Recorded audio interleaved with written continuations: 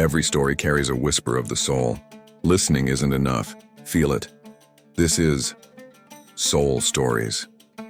Every morning, Emma Parker stopped by the small cafe on Maple Street, just before the city came fully alive. The cafe was old-fashioned with checkered floors, fogged-up windows, and the faint smell of roasted beans that made the place feel like home. In the far corner, near the window that overlooked the street, sat Mr. Bennett, a frail old man with trembling hands and eyes so gentle they seemed to carry entire lifetimes of stories. At first, Emma noticed him only in passing. He always sat alone, his coffee cooling faster than he could sip it, a small muffin untouched on the plate. One morning, when his spoon slipped from his hand and clattered onto the floor, she instinctively rose from her table and helped him. He gave her a grateful smile, whispering, "Thank you, my dear." From that day, helping him became part of her routine. She would stir his coffee, add just the right amount of sugar, and cut his muffin into bite-sized pieces. They'd talk about little things and the weather, the neighborhood, the book he was reading. Emma learned he had once been a literature professor, widowed for more than 10 years, and that his only son had moved abroad, leaving him mostly alone. As days turned into weeks, a quiet friendship blossomed. Emma began bringing him small things: a container of homemade soup, a newspaper, sometimes a new book from the local library. Mr. Bennett, in return, shared bits of wisdom wrapped in humor. "Life," he once said with a trembling chuckle, "is just a collection of coffee cups. Some bitter, some sweet. You just keep sipping." Their bond became so familiar that even the cafe staff noticed. The owner, Mrs. Green, would wink at Emma and whisper, "You're like the granddaughter he never had." Emma would just smile, though a lump often formed in her throat. Sometimes, after work, she'd walk him home, holding his arm as they crossed the street. His house was small but neat, filled with old photographs and dusty books. He loved showing her his favorite novels, Shakespeare, Dickens, and Frost.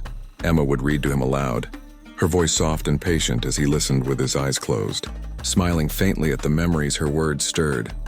For Emma, this wasn't charity, it was connection, a reminder that kindness didn't need to be grand or loud. It could live quietly in the corners of cafes, in shared muffins and small conversations. Helping Mr. Bennett wasn't an obligation, it was something far deeper. It was friendship, the kind that asks for nothing in return yet gives everything that truly matters. The first chill of winter had begun to creep through Maple Street. Emma pulled her scarf tighter as she pushed open the cafe door, the familiar chime above it jingling softly. The warmth and scent of freshly brewed coffee greeted her, but something felt different. Her usual corner, the one by the fogged window, wasn't quiet. Mr. Bennett wasn't alone. Sitting across from him was a young man in a sharp navy blue designer suit, his hair slicked back with precision. A sleek phone on the table beside his untouched cappuccino. His expression was one of practiced politeness, the kind that smiled with lips but never reached the eyes. Mr. Bennett's face lit up when he saw her. "Emma, come meet my grandson, Liam. He just arrived from New York." Emma smiled warmly, though the man's cold, assessing stare made her uneasy. "It's nice to meet you," she offered, setting her bag down. Liam nodded curtly. "Likewise," he said, his tone clipped and distant. The three of them sat together, but the atmosphere had changed. Mr. Bennett chatted cheerfully about how happy he was to have his grandson visit after so long, his wrinkled hands trembling slightly as he spoke. Emma tried to join in, but every time she spoke, she could feel Liam's gaze on her, measuring, calculating. When Mr. Bennett excused himself to use the restroom, silence fell between them like a curtain. Liam leaned forward, lowering his voice. "Look," he began, "I appreciate what you've done for my grandfather, truly, but you have to understand, family matters are private. He doesn't need strangers getting too involved." Emma blinked, her pulse quickening. "I'm not a stranger. I'm his friend. I just keep him company." Liam's jaw tightened, his voice sharpening. "He has family now. We'll take care of him. You don't need to worry about that anymore." There was something in his tone, not concern, but ownership, as if Mr. Bennett were a piece of property being reclaimed. When Mr. Bennett returned, his grandson's demeanor shifted instantly, all warmth and smiles again. But Emma noticed the subtle way Liam took the old man's arm, the possessive grip. the quiet authority in his gestures. They left together soon after, Mr. Bennet waving weakly through the cafe window. Emma waved back, forcing a smile, though her heart sank with an unshakable sense of unease. The next morning, she arrived at the cafe as usual, ordered 2 coffees and waited at their corner table. But the chair across from her stayed empty. Mr. Bennet didn't show up, and for the first time in months, the cafe on Maple Street felt lonely again. Days passed, then weeks. Each morning, Emma found herself glancing at the empty cafe table by the window, hoping to see that familiar old tweed coat and trembling smile. But Mr. Bennet never returned. The cafe's owner, Mrs. Green, had asked around too, but no one had seen him. Worry gnawed at Emma until one rainy afternoon, she finally decided she couldn't wait any longer. She took the bus to Cedar Lane, where Mr. Bennet lived, a quiet street lined with aging oaks and weathered houses. His home stood at the corner, the same one she had walked him to countless evenings. But now it looked different, the curtains drawn, the front garden unkempt. Emma hesitated, heart racing, before knocking gently on the door. After a long pause, the door creaked open, and instead of Mr. Bennet, 2 men in black suits stood there.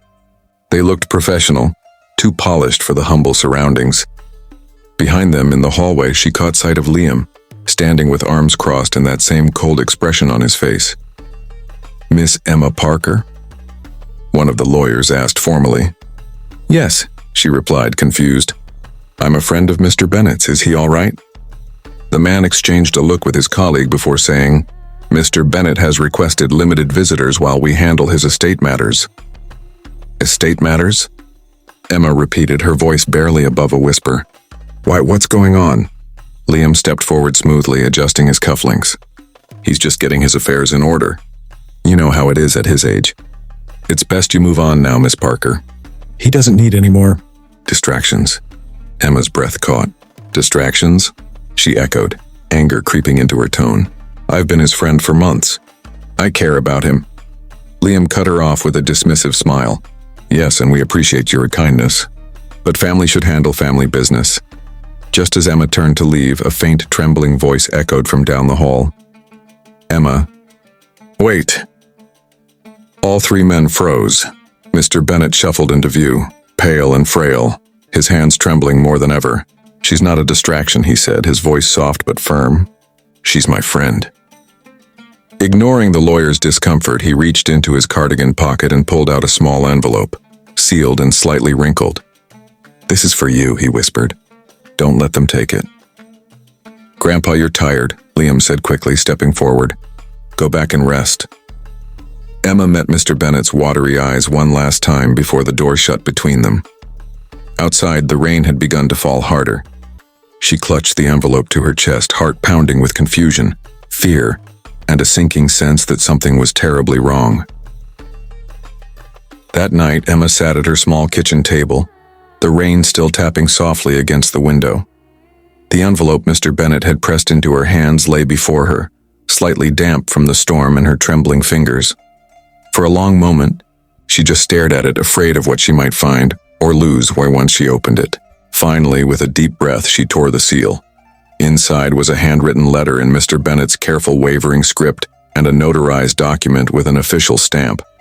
Her eyes blurred as she began to read. "My dear Emma, if you're, reading this, then I may not have much time left to say what my heart has long wanted to. Your kindness has been a light in my final years, brighter than any fortune I ever made. My family left me long ago, and for years I believed love was something that only existed in books. But then you came along, with your quiet generosity, your laughter and your soup that somehow tasted like home. Now that they've learned what I'm worth, they've returned. Not for me, but for my money. I've changed my will. Half of my estate will go to a foundation in your name, one that will care for the elderly who are forgotten, as you cared for me. Don't let them intimidate you. Remember, true kindness is always stronger than greed. With love and gratitude, Henry Bennet." By the time she finished, tears had spilled freely down her cheeks. Her heart ached, not from loss, but from the overwhelming tenderness in his words. She pressed the letter to her chest, whispering, "Thank you, Mr. Bennet." The following week was chaos. Liam and his lawyers filed petitions, stormed into court, and tried to challenge the documents. They accused Emma of manipulation, of deceit, of taking advantage of a lonely old man. But the judge reviewed everything: the notarized will, Mr. Bennett's signed letter, the witnesses' statements. In the end, justice prevailed. The will stood. His wishes were honored. Months later, on a bright spring morning, Emma stood in front of a newly built building, the Bennett Home for Seniors.